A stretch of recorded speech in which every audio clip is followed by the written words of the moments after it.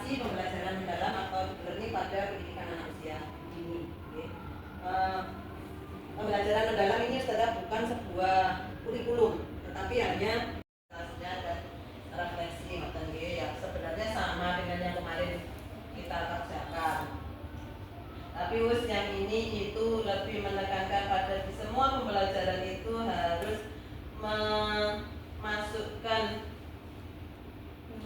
3 prinsip pembelajaran. Jadi 3 prinsip pembelajaran itu harus ada di semua pembelajaran yang jenengan lakukan setiap hari. Baik, saja materinya yang kedua yaitu tentang coding dalam pembelajaran deep learning. Coding itu ada yang sudah tahu, mungkin memahami sedikit-sedikit.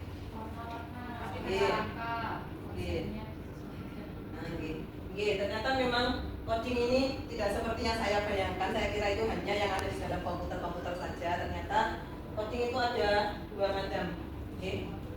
Ada unplug coding sama ada visual coding.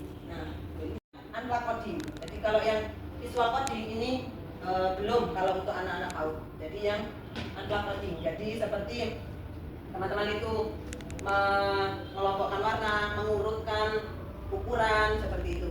Jadi kalau yang menggunakan pemrograman di komputer itu memang kalau untuk anak PAUD masih belum disarankan, karena kan ada batasan tentang penggunaan komputer atau media elektronik kalau untuk adik-adik PAUD masih.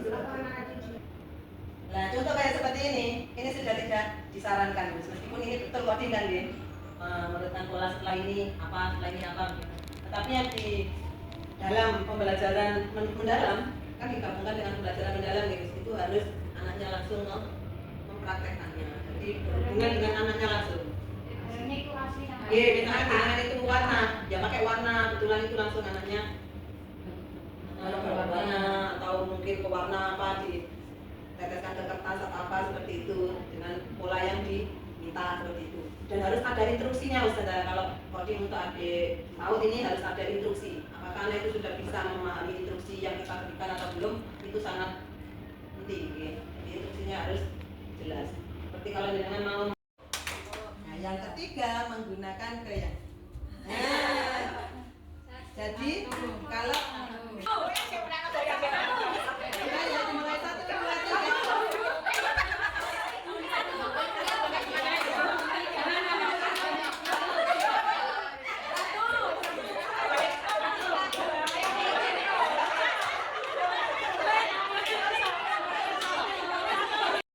Pada materi berikutnya yaitu 7 kebiasaan anak Indonesia hebat bagi pendidik PAUD. Nah, ini untuk pendidiknya Ustazah yang ditekankan untuk bisa memahami apa itu 7 kebiasaan anak Indonesia hebat. Sudah hafal semuanya? Itu teman-teman bisa melalui dongeng sampai jam 6. Itu dikatakan bangun pagi itu standar. Cara penerapannya.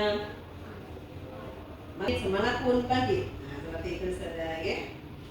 Dan yang pasti di pembelajaran deep learning ini itu memang kolaborasi kerjasama dengan orang tua itu sangat bisa mendukung keberhasilan apa yang kita harapkan.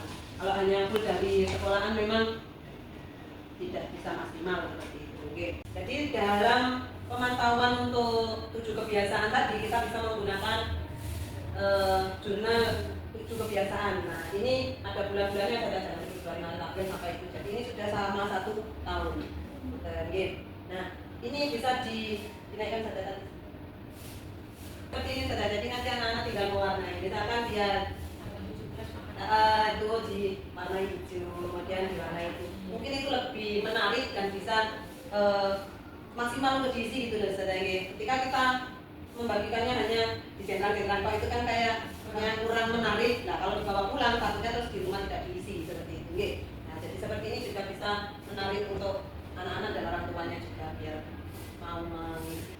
Alhamdulillah itu tadi saudara semua tentang materi yang kemarin sudah saya terima di BIMTEK, yang hari ini saya minta untuk menjelaskannya kepada teman-teman semua di lembaga. Barangkali ada pertanyaan? Demikian saudara. jadi dalam paradigma baru itu berarti sudah meninggalkan yang lama, okay? Dan kita masuk kepada pembelajaran deep learning. Sekali lagi itu bukan kurikulum, tetapi pendekatan pembelajaran. Nanti guys, ada? Baik, kita kasih apresiasi untuk semua guru-guru hebat hari ini. Tepuk apresiasi. Kamu hebat, kamu mantap, kamu